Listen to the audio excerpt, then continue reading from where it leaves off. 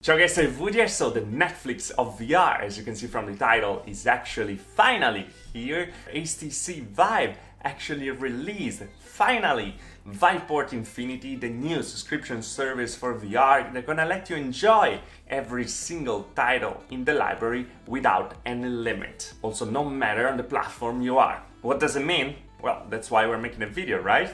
Let's get to it.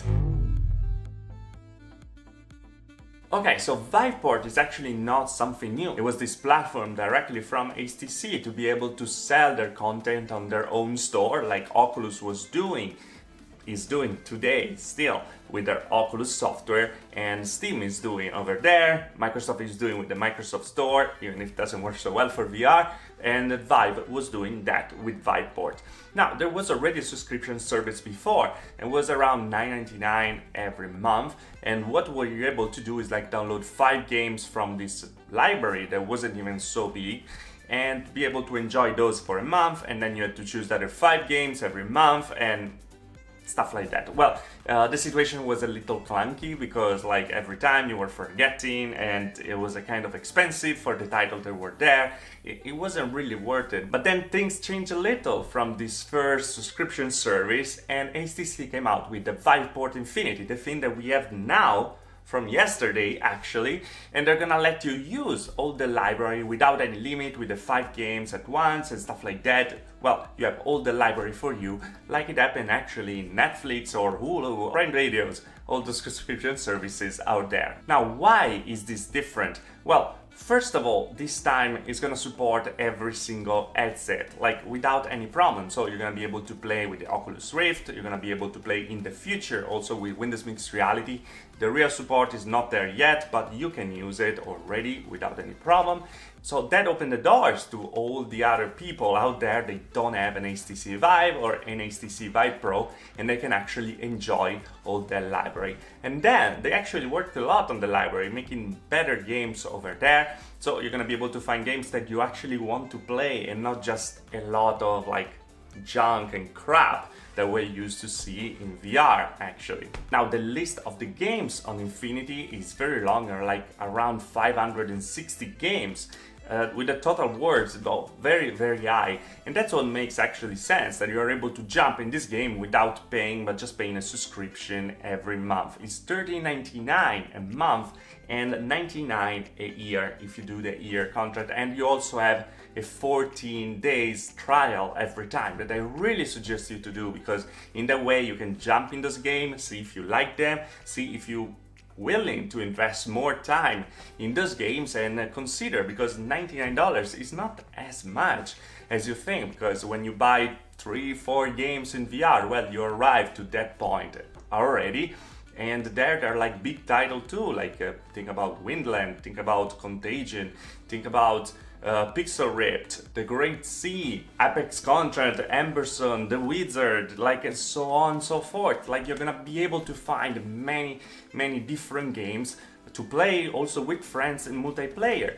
And that's where this subscription makes a lot of sense as well, is the fact that you're gonna be able at the same time to know, if you do it with your friends, to know like what the friends are gonna play. Now, talking about the software itself, you're gonna have to install Viveport on your PC, so you're gonna have all the library over there, and you're gonna have also the Viveport VR. So from VR, inside Steam VR, you're gonna be able to enter directly the Viveport subscription, the Viveport library, and go with that. It's also integrated with Steam VR, so even if you don't want to open it every time, you're gonna be able to launch your title from there. And that's very nice, because it's one step less, and many times like having more step in VR, like just break the immersion and stuff like that. So in that way you're gonna be able to jump in your games without any problem at all. Now, I wanted to point out something. I'm not sponsored by HTC by any means. They didn't even send me a key actually. I did a survey like a month ago, so I have on 2 different accounts, so I have like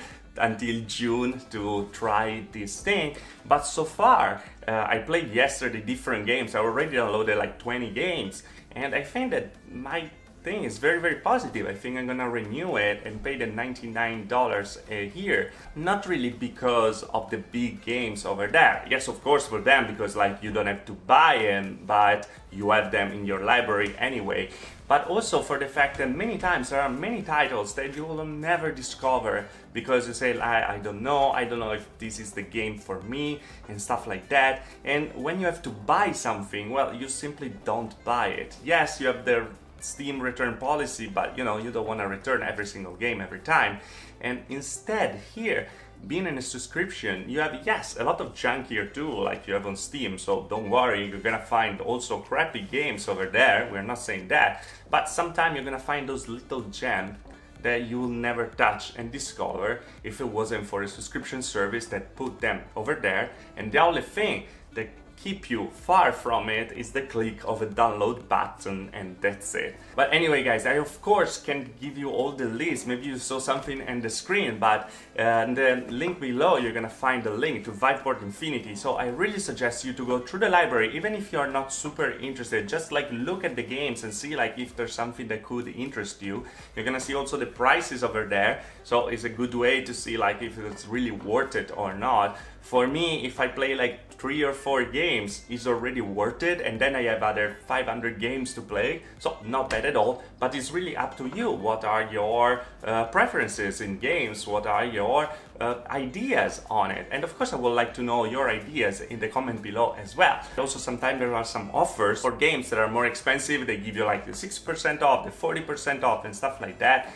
I'm a Steam user, so I like to buy on Steam, but having the subscription there, and sometimes when something is super cheap, like I got like a month ago Arizona Sunshine for $1, so like of course I bought it. Sirento as well, it was $1, so of course I bought it. But yeah, that really depends on you, what you think, and if you like to have the library in different places, Epic Store, Steam Store, Ubisoft Store, ePlay Store, blah blah blah blah.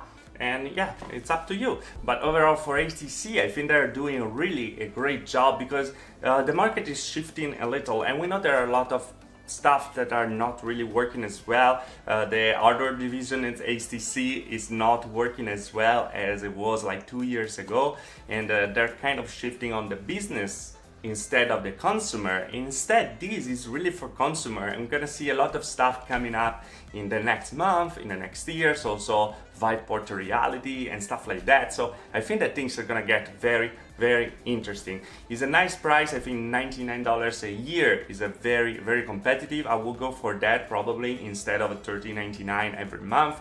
That's like sounds a little more expensive, but that's really up to you. But anyway guys, I think I'm talking too much. So as always, if you liked the video, like. If you didn't like the video, dislike. Subscribe to the channel for more about VR and tech, because here we are a tech channel talking about VR technology and treating VR like any other technology in the world, because why not at the end? So subscribe for that, and I see you guys next video. Thanks for watching. Ciao.